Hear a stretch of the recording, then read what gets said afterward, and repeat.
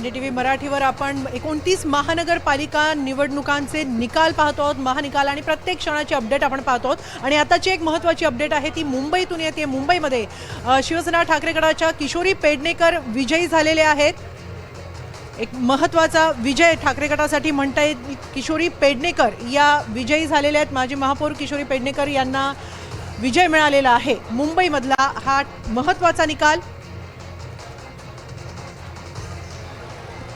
मुंबईमध्ये खरं म्हणजे महायुतीनं आघाडी घेतलेली आहे, मात्र इथे ठाकरे गटासाठी सुद्धा एक चांगली बातमी। ठाकरे गटाच्या किशोरी पेडणेकर विजयी झालेले आहेत। ठाकरे गटाच्या किशोरी पेडणेकर या विजयी झालेल्या आहेत। वरळी हा आदित्य ठाकरेंचा विधानसभा मतदारसंघ आहे, त्या मतदारसंघात त्यांचा वॉर्ड येतो। एक मोठी बातमी ठाकरे गटासाठी। आणि पुढे थोडीशी चर्चा आपण नेऊया की आता जवळपास भाजप आणि शिवसेना हे सत्तेवर येणार।